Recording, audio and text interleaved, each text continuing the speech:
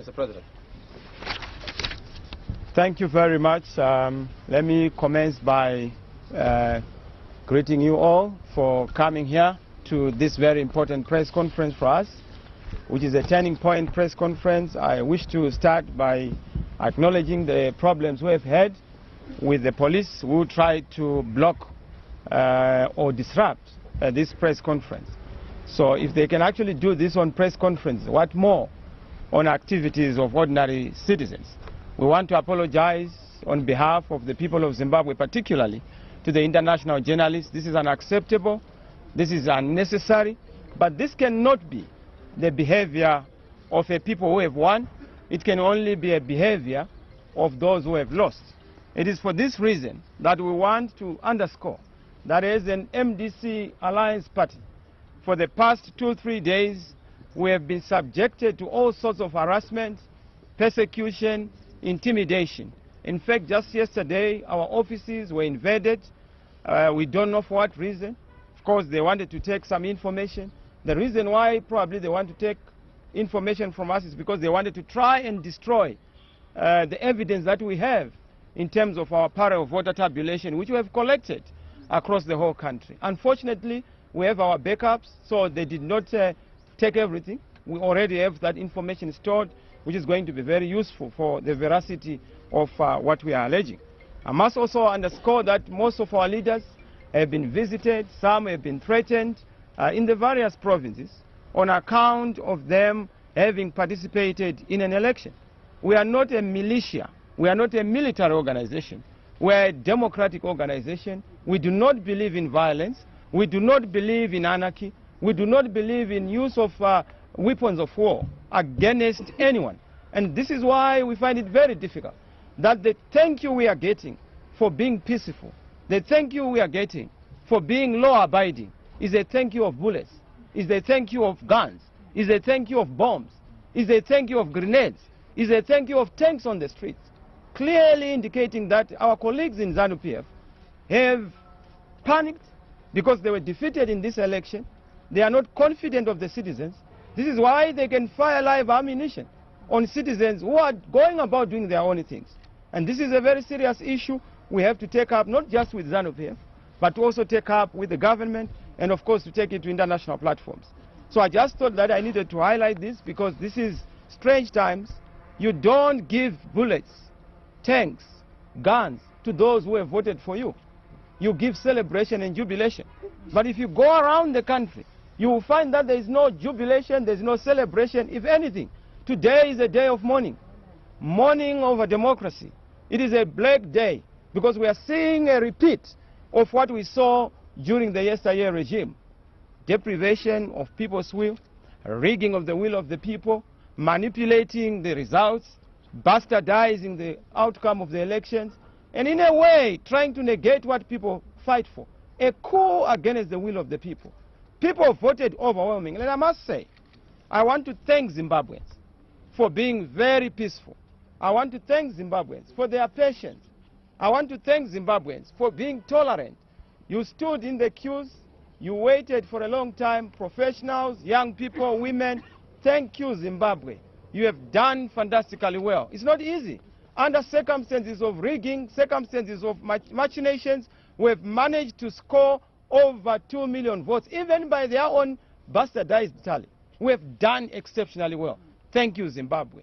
You are exceptional. You are teaching the world that it is possible to be democratic. We want to thank you as we go through this very difficult time. I must also emphasize that we want to thank our journalists. Yes, in the international community, thank you. You have shown that you are able to show us the possibility of another world. You have covered us so well in this election. Thank you very much for your objectivity. We appreciate our various observer missions. Thank you also for standing with the people of Zimbabwe. We want to thank you for what you have done. Yes, there's been disappointment with certain of the reports that would want to label or conclude that this election was free and fair, when we actually feel that there's any tinctures of free and fair election are evidently absent. And this is why at this particular moment in time, I want to underscore that we have a very serious challenge in this country. We are facing a divided nation. we are facing a betrayed nation, we are facing a divided people, and we are also facing a brutalized people. And this is why I think it's important that in the context of the Zimbabwe Electoral Commission, declaration of Mr. Mnangagwa as having won the 2018 presidential election yesterday is such a regrettable decision. And I must say that Mr. Mnangagwa did not win the election in this country. The election in this country was won by the MDC Alliance presidential candidate, and we won that election emphatically. We have our tally, which tally we are ready to give those who want to see the tally. We have engaged ZEC, we want to give them the tallies. But of course, they didn't want even to listen to us. They actually misled our chief election agent, Mr. Komich, to say that we are going to have a verification of the statistics before we announce the results. He was kept on waiting in a room, only to be told that the results were already being announced when they were almost a quarter way into announcing the results. Something that we do not take lightly, because in terms of the law, we are supposed to have the verification of the statistics. That verification was not done. It was done nicodemously, nocturnally, at night, behind curtains, and of course in cahoots with ZANU-PF. And we take this as a serious issue. It is very telling, ladies and gentlemen, distinguished colleagues, that the election result itself was announced at the date, in the dead of the night, when we were having people being beaten up in the high-density suburbs. What happened in Chitungwiza is deplorable. People were being beaten up. Just this morning, I received news that one of the victims I visited yesterday died because he went for a surgery. He had a bullet through his heart, and they thought that they were going to be able to rescue his life. Unfortunately, he passed on, increasing again the number of people who died. There's been an attempt to try and link the MDC Alliance to the disturbances that happened in the city center. We have nothing to do with that. We deplore violence. This is why we have encouraged citizens, and we are encouraging citizens to make sure that you are calm, to make sure that you are maintaining peace, but to remain vigilant to protect your vote as we engage and continue to engage in terms of the direction that we are going to take. I must also indicate that there has been a misunderstanding that has characterized this election. As far as we are concerned, this election as a presidential result is fraudulent, illegal, illegitimate, and characterized by serious credibility gaps and some serious legitimacy issues that we feel must be raised. We must place it on record without equivocation that we won this election, and that because we won this election, we are already ready to form the next government, subject to the processes that we are going to pursue in terms of protecting the will of the people. The will of the people is not in the declaration by Chigumba. The will of the people is not in the declaration by ZEC. The will of the people is in the declaration by the voter at a polling station where people voted. And that is what we are going to honor. We will not honor something that is null and void like the declaration that was done by Chigumba. So we will seek to negate and nullify that illegality for what it is, and we will pursue all the necessary measures to be able to do that.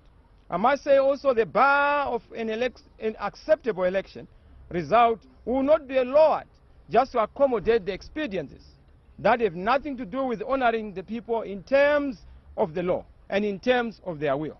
Acceptance of an election and the result is a function of the integrity of the result itself and the transparency of the process. You are aware that we raise issues around the process, we raise issues around the outcome, and we continue to raise these issues. We have raised this in the context of, we have raised it in the context of our parliamentary election. We are going to be challenging a number of electoral results. We have summoned our members of parliament.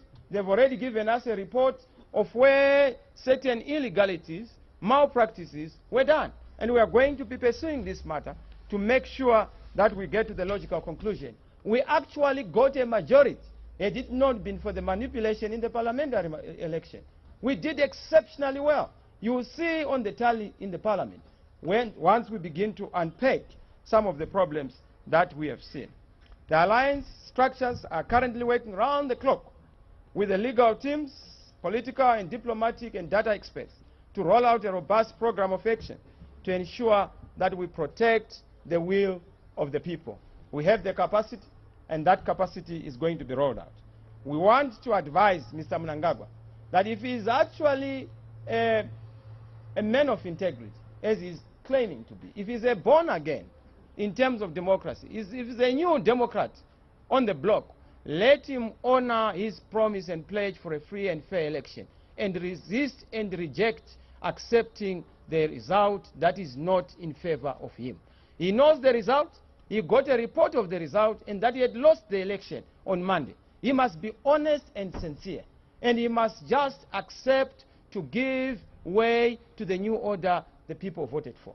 He must allow this young man to do his job, which I was elected by the people of Zimbabwe to do. He must not accept corrupted results which are meant to disadvantage the nation, but advantage a particular elite that seeks to subvert the will of the people. So I hope that Mr. Mnangagwa is going to be open for business, the business of transparency, the business of accountability, the business of making sure that we have a proper election result in this country. I must say that in the meantime, there are things that we have noted that are so particularly important. Even if we are to go to court, we know that our courts have had problems in the past. But even if we are to go to court, we have so much evidence just to show how this election was rigged. In fact, they did not do a good job. Just a 0.8 requires us to just raise 30,000 votes of those that they actually inflated. And they've inflated. Just look at Harare. They deflated our figures by close to about 20,000. And they inflated Mr. Mnangagwa's votes. This is why they didn't want to go to the constituents by constituents announcement. But they wanted to go to the block provincial announcement. And we're going to be challenging that. There is considerable eyewitness video evidence that is suggested that certain ballot boxes, of which ZEC is the custodian, were in an open track accompanied by polling officers or the police. And that evidence is going to be provided at the appropriate time.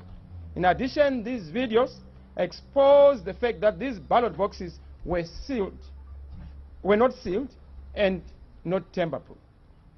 Further, the ballot boxes did not have V11 forms, which should be attached. In fact, the V11 forms have been altered. Some of them have actually been produced in several forms, and we are going to raise this.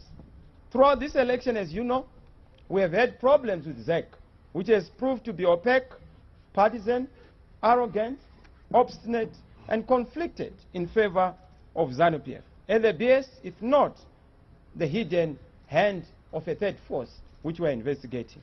This has been noted in our preliminary report and even the preliminary reports of certain credible observer missions. We must say that even in the face of the machinations by ZEC to try and pit Mr. Mnangagwa alphabetically advantaged, when he didn't have any advantage of that sort, they have again seen that this has not worked, and this is why we managed to beat him in an election. The reliability of our information provided by ZEC itself is actually questionable. You know that they have had to announce results that are inverted. For example, in Chegut West, where they had to change upon an electoral court challenge. We have also seen what happened in the newspaper as reported by their own paper, The Herald, that 210,554 people had voted in March Central as of 6 p.m. on election day. This report was published. It has to be juxtaposed with the final results we now hear being announced of 483,423. I can tell you that figures are very malleable with ZEC. They are very, very, very liberal with the movement of figures. And this is why we wanted to make sure that we do the final tally verification, which did not happen. When you reconcile the two reports, there were 272,879 votes, more than the total votes, which were cast in the last hour of voting between 6 and 7 p.m. of the voting day. And then one wonders what this is all about. But it will also be exposed. There was also an issue where you have seen our soldiers who are highly disciplined, who are supposed to do things that are proper, firing live ammunition. We have not heard from government what they have done to make sure that they reprimand or deal with these culprits who caused the loss of lives. What we are hearing is an accusation on the MDC alliance. The last time I checked, we have not been sworn in to be the commanders-in-chief. We do not command the military force. We are yet to, but we are not yet there. And this is why we want those who are in charge in the interim, the outgoing government, the outgoing president Mnangagwa, to make sure that he owns up on those who killed innocent citizens. And he apologizes to the people, but he compensates the families of those people who actually perished. Instead of saying it was the MDC alliance, I hear that they were forcing one of the relatives to say, no, it was a knife, a stab by a knife. When it is clear that it's a gunshot. They want to try and run away from some of these problems. Don't worry, we are covered by the Holy Ghost. Amen. And we thank God for this protection. Thank you very much. Again, as has been noted by the credible observer mission, the presidential vote was counted first. And this is why I just want to articulate this point. A lot of people are saying, where are you getting the votes? The votes are known by the ordinary people. Because each time we vote in the constituencies, the first vote to be counted through the V23 at constituent level, upon the V11s, which are the polling station-based results, is the presidential election. And it has to be a presidential election for ED, in our case, for NC. We managed to win in the majority of constituencies where our MPs did not do well because of rigging. Of course, our own, they tried to rig, but we did very well because there's been a sweeping and overwhelming call for change. So that must be understood. We also want to indicate that, as has been noted by most of the observer missions, the presidential vote had been counted first, was supposed to be announced first at constituency level. We know the results. We did the tallying. Our MPs know the result. Our agents know the result. There's no reason why Zeki has been doing this opaque thing. Just yesterday, they misled our chief election agent. And this is why he had to do something that is uncharacteristic of him. I saw You're watching Nelson Chamisa, the leader of the Zimbabwean opposition, giving a news conference in which he talks about why he believes the election was fraudulent, he should be president, and his party, the MDC, should have a majority in Parliament. If you've just joined us, and perhaps we're expecting to see Aaron Hesselhurst here with Talking Business, we are still hoping to bring that to you. Aaron's in the wings, but we are just, for the next few minutes at least, staying with this news conference, which could be pivotal given the unease in Zimbabwe at the moment about the results of the recent elections. But we know that ZANU-PF would plant people who are then masquerading as MDC alliance as a way to justify a crackdown on the opposition, as a just way to try and justify their running away from a legitimate election. We want to deal with this, and it shall be dealt with in a proper manner. As a way of concluding, I must say that we have had 5 fundamental challenges.